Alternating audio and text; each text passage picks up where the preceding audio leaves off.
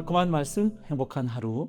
오늘 본문은 에스겔서 16장 60절에서 63절까지의 말씀입니다.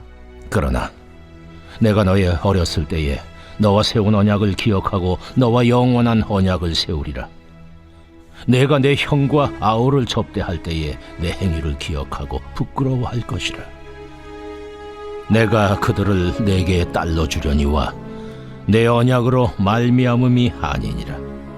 내가 내게 내 언약을 세워 내가 여호와인 줄 내가 알게 하리니 이는 내가 내 모든 행한 일을 용서한 후에 내가 기억하고 놀라고 부끄러워서 다시는 입을 열지 못하게 하려 함이니라.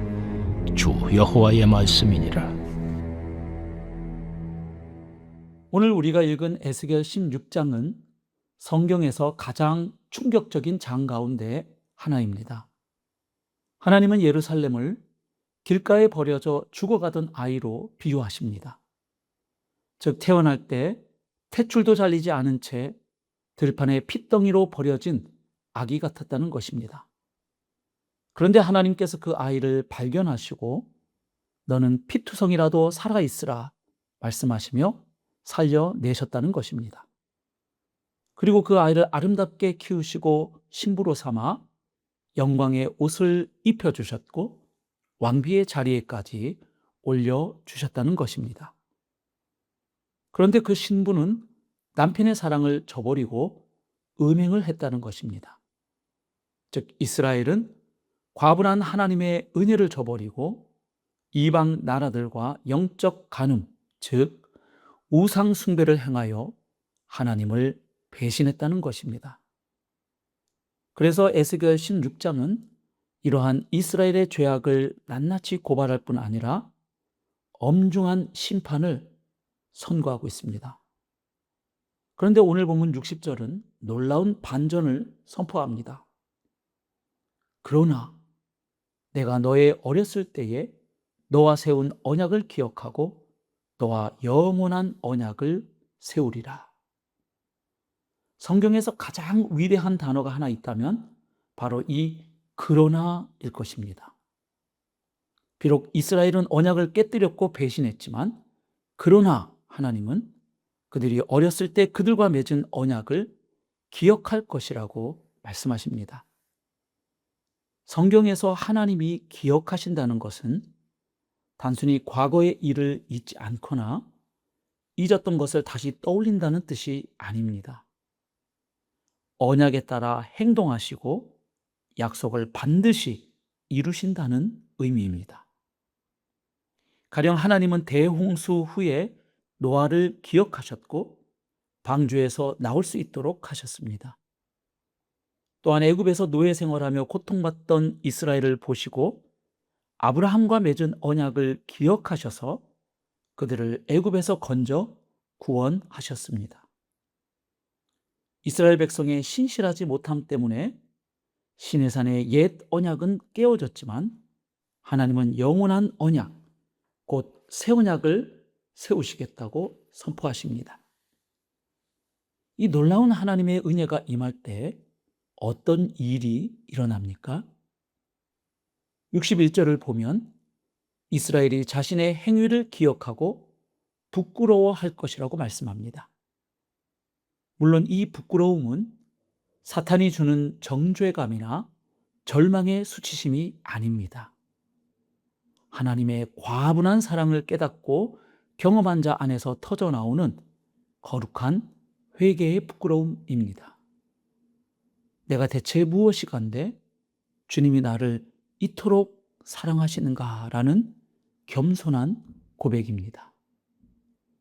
그 과분한 용서의 절정이 63절에 나옵니다. 이는 내가 네 모든 행한 일을 용서한 후에 네가 기억하고 놀라고 부끄러워서 다시는 입을 열지 못하게 하려 함이니라. 주 여호와의 말씀이니라. 여기서 용서에 해당하는 히브리어 카파르는 원래 덮다라는 뜻입니다.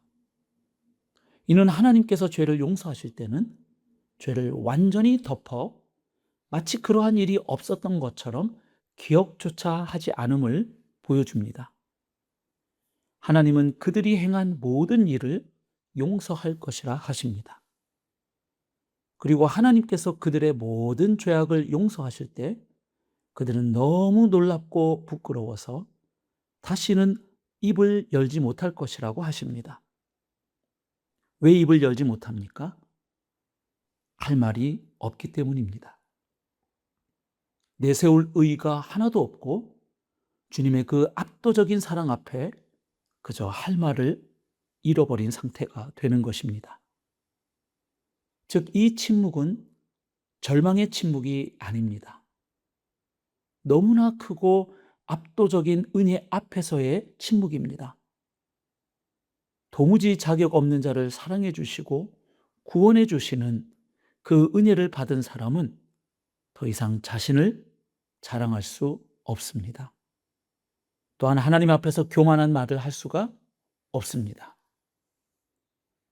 자, 그렇다면 구약의 에스겔 선지자가 바라보았던 이 영원한 언약, 곧 인간의 입을 닫게 만드는 이 엄청난 용서와 회복의 은혜는 어떻게 우리에게 현실이 되었습니까? 에스겔의 예언 이후 약 600여 년의 세월이 흘러 예수님께서 이 땅에 오셨습니다. 예수님은 십자가를 지시기 전날 밤 제자들과 마지막 만찬을 나누시며 잔을 들고 이렇게 말씀하셨습니다. 이 잔은 내 피로 세우는 새 언약이니 곧 너희를 위하여 붓는 것이라. 에스겔이 예언했던 그 영원한 언약이 바로 예수 그리스도께서 십자가에서 흘리신 보혈로 체결된 것입니다. 에스겔 16장에서 이스라엘은 음란의 죄의 대가로 온 동네 사람 앞에서 발가벗겨져 수치를 당해야 마땅한 자들이었습니다.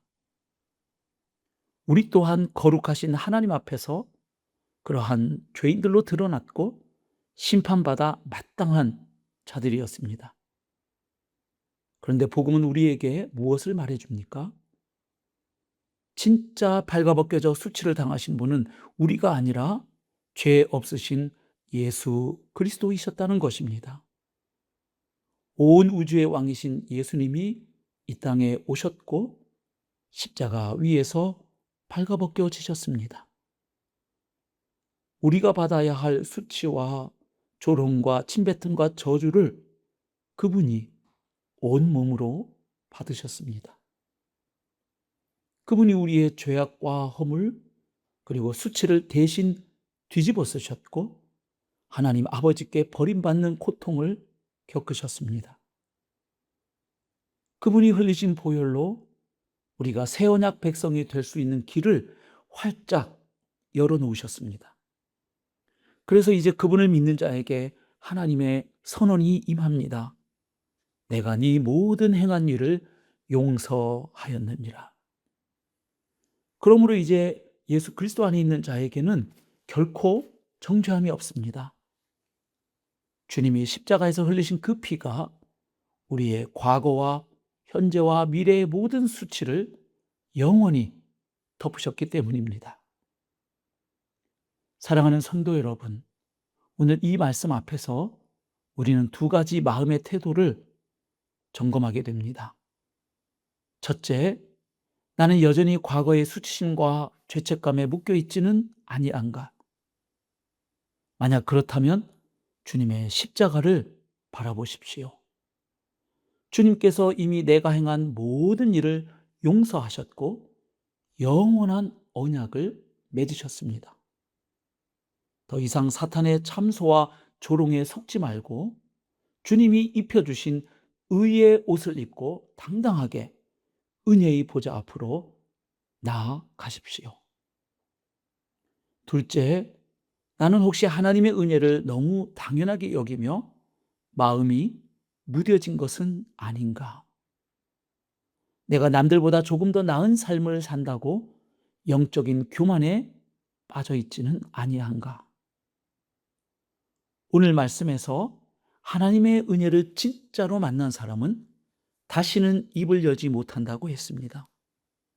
즉, 내 공로를 자랑할 입이 닫히는 것입니다. 또한 다른 사람을 정죄하고 판단하는 입이 닫히는 것입니다. 오직 나 같은 죄인을 용서하고 살려주신 그 과분한 사랑 앞에 놀라고 감격하며 겸손히 엎드릴 뿐입니다. 그가 입을 열어 할 말이 있다면 그것은 하나님을 향한 감사와 찬양의 고백입니다. 또한 사람들에게 그 은혜의 복음을 담대하게 증거하는 증언일 것입니다. 오늘 하루도 내 자랑에 입을 닫고 오직 주님의 은혜와 사랑을 감사하고 찬양하며 증거하는 복된 성도님들이 되시기를 주님의 이름으로 축복합니다.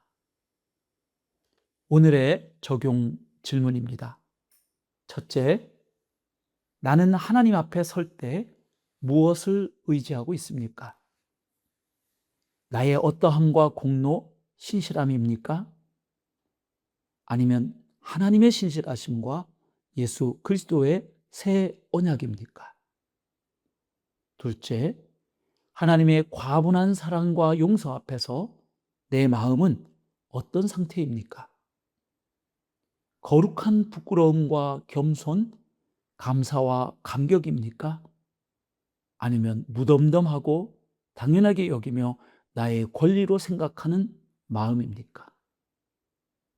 셋째, 나의 입술은 무엇에 닫혀 있고 또한 무엇에 열려 있습니까? 오늘의 기도입니다. 함께 기도하겠습니다. 참으로 사랑과 은혜가 크신 하나님, 그리고 신실하신 하나님, 하나님을 배신하고 떠나 우리 마음대로 살며 온갖 죄를 범한 우리를 예수 그리스도 안에서 용서하시고 영원한 새 언약 백성 삼아주심을 감사합니다. 신실하지 못하고 자주 넘어지는 우리를 버리거나 포기하지 않으시고 다시 일으켜주시고 예수 그리스도의 형상으로 빚어가시는 그 은혜와 사랑을 감사드립니다. 내가 당해야 할 수치를 십자가에서 대신 당하신 예수님의 사랑을 기억합니다. 이제는 과거의 죄책감과 수치심에서 벗어나 은혜의 당당함을 누리게 하시고 동시에 그 과분한 사랑과 은혜 앞에 겸손히 나의 교만의 입을 닫고 오직 주님만을 찬양하며 자랑하는 삶을 살게 하여 주옵소서. 예수님의 이름으로 기도합니다. 아멘.